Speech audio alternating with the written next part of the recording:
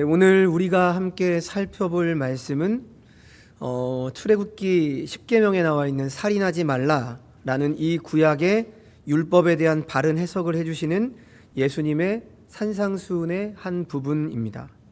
21절 말씀을 자세히 보시면 그냥 살인하지 말라라는 말씀으로 끝나지 않고 뒤에 계속된 표현이 하나가 나오죠.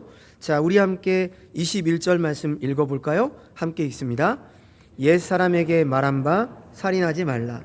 누구든지 살인하면 심판을 받게 되리라 하였다는 것을 너희가 들었으나. 자, 출애굽기 20장 13절 말씀을 보면 아주 간단하게 살인하지 말라라고 하는 표현만 나오고 그 어떠한 부연 설명이 기록되어 있지 않습니다.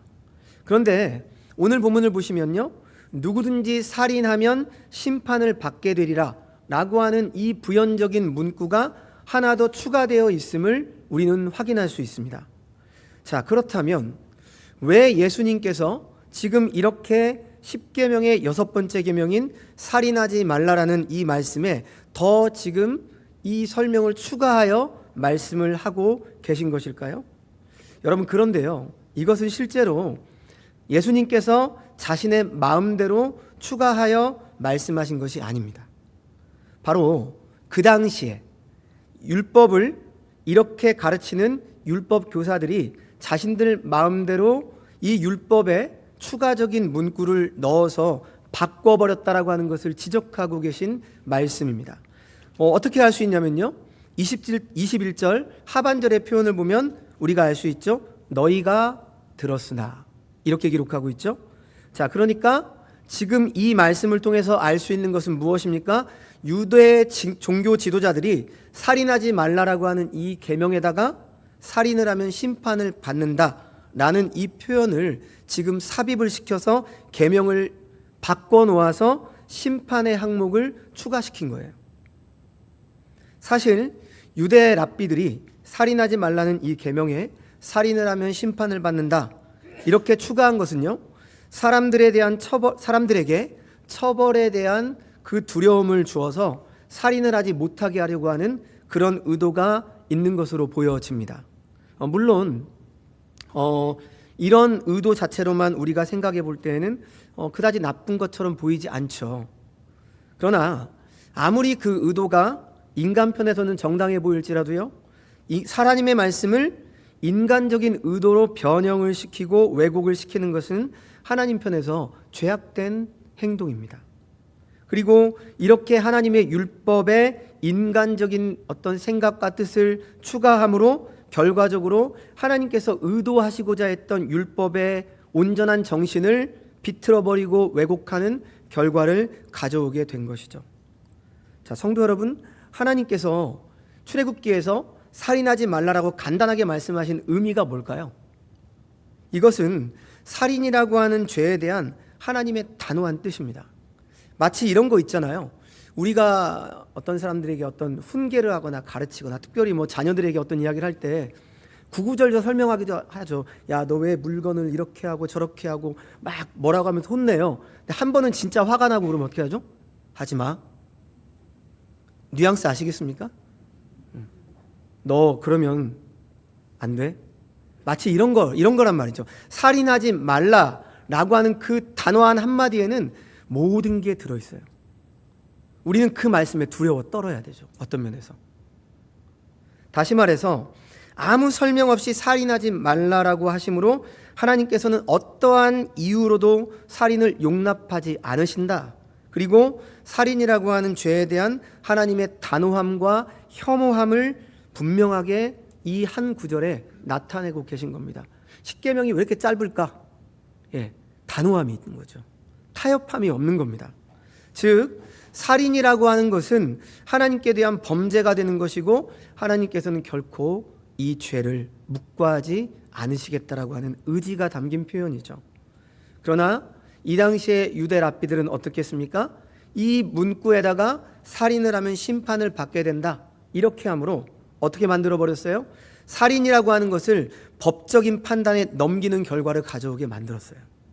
다시 말해서 살인이라고 하는 범죄를 인간의 법정에 가지고 와서 거기서 옳고 그름을 판단할 수 있는 성질의 것으로 격화시켜 버린 거예요. 하나님을 두려워하는 게 아니라 법정을 두려워하게 만들었죠.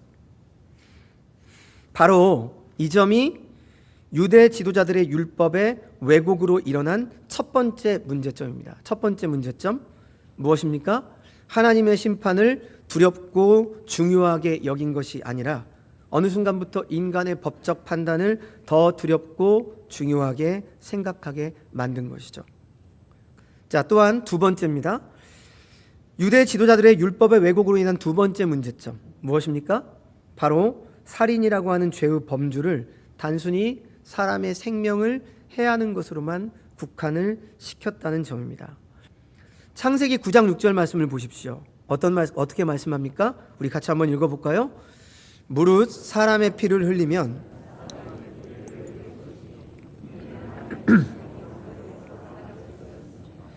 자, 바로 이것이 중요한 것이죠. 하나님께서 살인하지 말라라고 하신 것은 바로 우리 한 사람 한 사람이 하나님의 형상대로 지음을 받은 존귀한 존재들이기 때문에 살인을 해선 안 된다는 겁니다. 그래서 이 계명의 근본적인 정신은요, 모든 사람은 하나님의 형상으로 창조된 존귀한 자들이다. 그렇기 때문에 똑같이 존귀하게 되어야 된다라고 하는 거죠.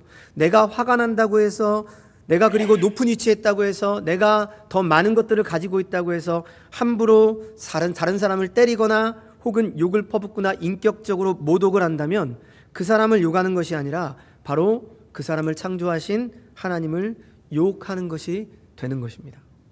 그런데 그 당시 유대 사회는 어땠습니까? 오늘날도 별반 차이가 없죠. 그들은 사람만 죽이지 않는 이상 자기는 이 계명을 아주 잘 지키고 있는 사람이고 전혀 양심의 가책을 느낄 필요가 없다는 생각을 갖고 있었습니다. 한 걸음 더 나아가서는요, 나는 살인을 하지 않았으니까 하나님 앞에 의인이다, 이렇게까지 생각을 했던 거예요. 바로 이렇게 잘못된 율법관에 빠져 있는 사람들에게 예수님께서는 이제 22절 이하의 말씀을 통해서 살인하지 말라라고 하는 이 구약 율법의 진정한 의미를 풀어주기 시작하십니다. 자, 우리 22절 말씀인데요, 같이 한번 읽습니다. 나는 너희에게 이르노니 형제에게 노하는 자마다 심판을 받게 되고 형제를 대하여 라가라 하는 자는 공회에 잡혀가게 되고 미련한 놈이라 하는 자는 지옥불에 들어가게 되리라. 자, 22절 초두를 보면 나는 너희에게 이르노니 라는 이 말씀에 좀 더 설명을 붙이면요, 이런 말이죠. 너희들이 구약 성경을 통해서 살인하지 말라는 계명을 배웠고 서기관과 바리새인들을 통해서 살인을 하지 않는 것은 사람을 죽이지 않는 것을 의미한다라고 하는 이런 정도로 배웠는지는 모르겠지만 내가 이제 이 계명에 대해서 들어있는 참뜻 정신을 너희에게 알려주겠다, 이렇게 말씀하십니다. 그러면 주님께서 보여주신 계명의 참뜻은 무엇일까요? 바로 예수님께서 살인하지 말라는 이 계명의 참뜻이 단순히 사람만을 죽이지만 않으면 되는 것이 아니라 어떤 말씀입니까? 남에게 이유 없이 인간적인 악의에 의해서 화를 내거나 욕을 하거나 무시하는 것조차도 모두 살인죄에 해당된다, 지금 말씀하고 계신 것입니다. 다시 말해서 살인이라고 하는 것은 단순한 육체적인 생명을 해하는 것만이 아니라 사람의 허물을 찾아내서 비판하며 욕하는 것 또한 살인이라고 하는 사실이죠. 오늘 22절에서 형제에게 노하는 자마다 심판을 받게 되고, 이 말씀에서 노하는 이라고 하는 이 번역된 헬라어 오르기조메노스라고 하는 말인데요, 자, 이것은요 오르기조라고 하는 동사에서 파생된 현재 분사형인데 이 단어의 뜻이 무엇입니까? 일시적인 분노의 감정이 아닌 정당한 이유 없이 인간적인 욕정에 근거한 악의가 가득 찬 지속적인 감정에 대해 표현하는 단어입니다. 무슨 말씀이냐 하면요, 이 노하는 이라고 하는 말은 한두 번 그냥 일 때문에 생겨진 단순한 미움이 아닙니다. 그냥 저 사람이 단순하게 미운 게 아니라 미움이 지속적인 반복을 통해서 미움을 넘어서서 이제는 악의적인 마음, 그리고 그 사람만 보면 살기가 등등한 그 사람에 대한 지속적인 분노의 감정을 말하고 있는 겁니다. 성도 여러분, 저와 여러분은 우리의 가정에서, 직장에서, 우리의 교회 공동체에서 오늘 본문에서 말한 것과 같은 그러한 노를 표현하지 않도록 애써야 합니다. 그리고 이러한 분을 낸다고 하더라도 절대 그분을 마음속에 품어두어 사탄에게 틈을 주지 않아야 하는 것이죠. 자, 계속해서요. 예수님께서는 이제 형제에 대해서 라가라 하는 자는 공회에 잡히게 되고 미련한 놈이라 하는 자는 지옥불에 들어가게 된다, 이렇게 말씀을 하십니다. 여기서 라가라고 하는 말은 어떤 의미입니까? 미련한 놈이란, 라가라는 말, 미련한 놈 두 단어 모두 한마디로 어리석다라는 뜻을 가지고 있는데요.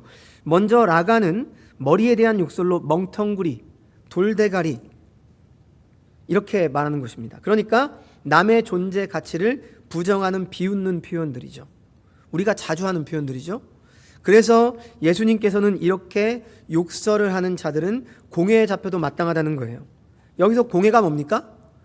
72명으로 구성된 이스라엘의 사내들인 최고의 법정을 뜻하는 표현입니다. 그러니까 우리는 이 말씀을 통해서 우리가 또한 지금 남의 명예를 살인하고 남의 명예를 훼손시키는 것도 얼마나 큰 죄인가, 그 당시에 최고 법정에 올라갈 만한 그 죄인가라고 하는 것을 설명하고 있는 말씀이죠. 자, 다음으로 미련한 놈은 바보를 뜻하는 표현으로 인격을 짓밟는 표현입니다. 예수님께서는 형제에게 분노를 품고 라가라 하는 자보다 미련한 놈이라고 하는 자에게 더 무서운 심판을 내리십니다. 그 사람이 어디에 들어간다고요? 지옥불에 들어가게 된다. 자, 지금까지 우리는 예수님의 말씀을 통해서 진정한 살인하지 말라라는 이 의미에 대한 말씀을 들었습니다. 단순히 사람의 생명을 해하는 것뿐만이 아니라 상대방에게 악의를 품고 분내는 것도 살인이요. 물론 그 사람이 열받게 할 수 있어요. 그 사람이 정말로 잘못하게 했습니다, 나에게. 그래도 우리는 악의를 품어서는 안 돼요. 악을 갚는 건 누구에게 있습니까? 하나님께 있죠. 그렇죠? 우리야말로 상대방의 인격을 훼손하고 조롱하고 비아냥거리는 것 또한 살인의 한 방편이라고 하는 것을 오늘 말씀을 통해서 알게 됐습니다. 자, 그러면 이제 그렇다면 이러한 살인을 하지 않기 위해서 우리가 해야 될 실제적인 행위가 무엇인가? 주님께서는 이제 그 당시 살인에 대한 왜곡된 율법관을 가지고 있는 그들에게 살인의 범주를 말씀하시고서 그에 대한 실제적인 해결책의 실예를 들어서 설명을 하시기 시작합니다. 생명과 같은 예배를 드리기 전에 먼저 무엇을 하라는 겁니까? 형제에게 원망 들을 만한 일이 생각나면 먼저 화목하고 오라는 겁니다. 여러분, 지금 이 말씀을 오해하시면 안 돼요. 여기서 예수님께서 말씀드리는 핵심은요, 예배 전에 사과를 해야 합니까? 예배가 끝나고 나서 사과를 해야 됩니까? 아이고, 저 예배 드리기 전에 사과도 못했는데 그럼 저 예배 드릴 자격이 없는데 저 집으로 가야 되나요? 이런 말씀이 아니에요. 예수님의 말씀은 예배만 드린 것으로 성도의 모든 의무를 다 했다라고 착각하지 말라 말씀하는 거예요. 반드시 사람 사이의 관계 가운데서도 분명히 화해할 것은 화해하고 사과할 것은 사과하라는 거죠. 성도로서 하나님에 대한 의무만큼이나 다른 이와의 관계에 있어서도 화목의 의무를 다하라는 말씀입니다. 그런데 우리의 실제 생활은 어떻죠? 우리의 가정은 어떻습니까? 우리의 공동체는 어떠냔 말이죠. 다른 이와 심하게 다투고 다른 이에게 분을 내고 나가라 미련한 놈이라 부르는 그러한 살인죄를 저질러 놓고도 실제로 자신이 해를 끼친 사람과는 화목하려 하지 않아요. 자존심 때문에, 무엇 때문인지 모르겠으나 먼저 화해의 손길을 베풀지 않습니다. 그러면서 하나님 앞에서는 하나님, 제가 참 죄인입니다. 제가 참 이게 못돼 먹어서 하나님 용서해 주십시오. 그렇게만 고백한다는 거죠. 자신의 부족함과 모자람을 하나님 앞에 고백하며 눈물을 흘리며 회개를 해요. 그러나 정작 자신이 상처를 준, 자신에게 해를 당한 당사자에게는 용서를 구하지 않습니다. 사죄하지 않습니다. 늘 하나님 앞에서만 자신의 잘못을 인정하며 자신의 성격을 탓하며 사죄를 구하는 것이죠. 참 안타까운 일인데 정말로 교회 공동체 안에 이런 분들이 의외로 많이 있어요. 그리고 저 자신 또한도 때때로 이러한 생각을 할 때가 있다는 거죠. 사람들 앞에서 항상 자신의 부족함을 말하고 뉘우친 것 같지만 정작 자신이 상처를 준 사람에게 용서를 구하지 않아요. 그러한 가장 큰 죄를 잘 저지르는 사람이 목사입니다. 목사. 저와 같은 강단에서 늘 거룩한 척. 근데 정말 어려운 거예요. 자존심 때문인지 어떤 것인지는 몰라도 절대 자신의 잘못을 인정하지 않는 사람들이 있습니다. 그러면서 항상 공적인 자리에서는 하나님 앞에 회개를 부르짖고 이중적인 모습을 보여요. 사랑하는 성도 여러분, 이 시간 우리 가슴속에 한번 자문자답해 보십시오. 정말 이러한 행동이 진심으로 회개한 자의 모습일까요? 진정으로 그러한 사람은 자신의 죄를 뉘우치고 하나님 앞에서 회개하고 있는 것입니까? 하나님의 교회의 성도의 바른 모습입니까? 결코 아닙니다. 이것이야말로 우리 주님께서 그렇게 정죄했던 율법의 참된 의미는 모른 채 율법적인 생활에만 창념하고 있었던 서기관과 바리새인들의 위선적인 모습과 똑같은 모습입니다. 오늘 주님께서는 바로 이러한 생각을 가지고 있는 자들에게 진정한 화목에 대해서 말씀하고 계신 겁니다. 하나님 앞에서뿐만 아니라 실제적으로 미움과 다툼이 있었던 하나님의 형상을 입은 상대방과 화목하라 말씀하고 있는 겁니다. 여러분, 시편 기자는요, 시편 66편 18절에서 이렇게 말씀하고 있습니다. 우리 같이 한번 읽어볼까요? 함께 읽습니다. 내가 나의 마음에 우리의 형제들과 화목하지 않는 것은 하나님 앞에서 죄된 행동입니다. 그러므로 이러한 죄악을 품고 있는 우리가 아무리 이 시간 열심으로 예배를 하고 기도를 하고 하나님 앞에 나와 있다 할지라도 하나님께서는 우리의 기도와 예배를 기뻐받지 않으십니다. 이 사실을 우리는 예배를 드리며 늘 기억해야 합니다. 자, 다음으로 살인의 죄를 짓지 않게 한 실제적인 행위의 두 번째 예. 25절 말씀 보면 예수님께서는 형제와 화목하되 서둘러 화해하라 이렇게 말씀하십니다. 자, 무슨 말씀입니까? 간단하게 말씀을 드려서 화해하지 않음으로 옥에 갇히기 전에 신속히 화해하라는 거죠. 여러분, 할 수 있으면 모든 사람들과 평화를 도모해야 되는 것이 하나님의 백성된 성도의 사명이고요, 평화의 왕으로 오신 예수 그리스도를 본받는 길입니다. 그 사람이 제 화해를 안 받아주는데요, 그러면 그거는 그 숯불을 자기 머리 위에 얹는 것과 똑같죠. 하나님이 판단하실 일입니다. 우리가 할 수 있는 것은 화해할 수 있을 때 화해해야 되는 겁니다. 자존심이고 뭐고 그 공동체를 더 하나님의 공동체로 만들기 위해서 먼저 손 내밀면 어때요? 뭐 가스펠송도 그런 거 있잖아요. 내가 먼저 손 내밀지 못하고. 우리는 막 울면서 찬양해요. 저도 그 찬양하면서 되게 많이 울었었거든요. 근데 손 안 내밀어요. 예, 자존심 때문에. 제가 지는 것 같으니까. 옛날에 저도 싸움을 잘 못하는데 싸움에 가장 이기는 가장 최고는 뭡니까? 마지막에 마지막 한 대서 때리는 사람이 이긴 거예요. 예. 그러니까 친구들이 막 말리는 척 막 지는 척 하다가 저는 몰래 한 대 딱 때리고 그 다음 막 이렇게 말리면 못 이기는 척 하죠. 그러면 이긴 거예요. 우리 인간에겐 늘 그런 게 있어요. 내가 한 번 더 좀 우월하고 잘나고 그 사람이 먼저 손을 내밀면 아, 내가 이겼다 이렇게 생각하는 거죠. 그리스도인은요, 내가 먼저 지는 거예요. 아시지 않습니까? 근데 안 되죠. 그렇죠? 그런데 만일 그렇게 하지 않는다면 어떻게 된다는 거죠? 오늘 본문처럼 재판관에게 넘겨서 옥에 갇히는 심판을 받게 된다. 무슨 말씀입니까? 이 종말론적인 의미가 있습니다. 그러니까 재판관이신 하나님께서 형제를 사랑하지 않는 자에게 최후 심판을 집행하실 것이다. 이러한 메시지가 지금 말씀에 포함되어 있는 거죠. 사도 바울은 에베소 4장 26절 27절 말씀을 통해서 이렇게 에베소 교회 성도들에게 권면을 하고 있습니다. 분을 내어도 죄를 짓지 말며 해가 지도록 분을 품지 말고 마귀에게 틈을 주지 말라. 여러분, 우리가 분을 풀지 못하고 있으면 어느 순간 우리의 인격은 사단에게 정복당합니다.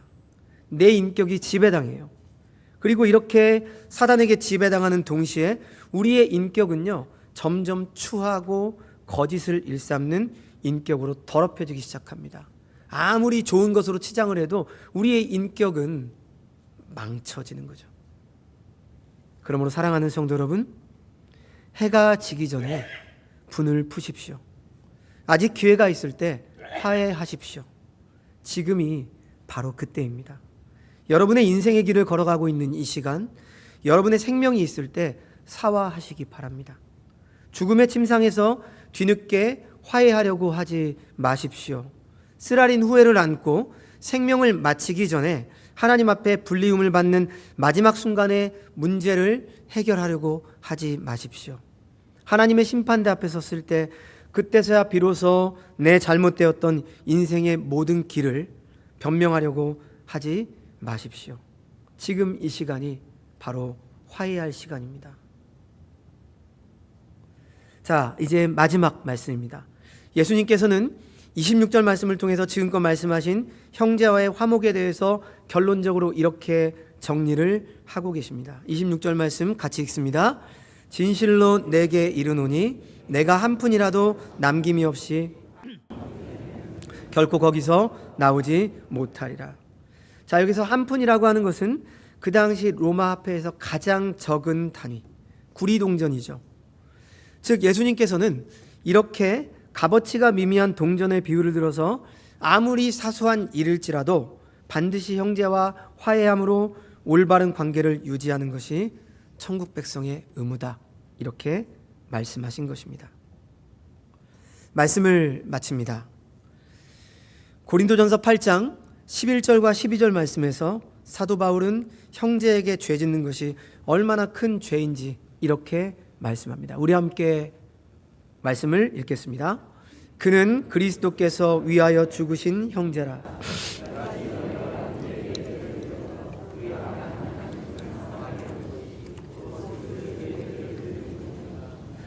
사랑하는 여러분, 우리와 함께하는 형제 자매들, 우리의 자녀들 모두가 그리스도께서 사랑하셔서 그들을 위해 죽은 존귀한 존재들입니다. 모두 다 하나님의 형상들입니다.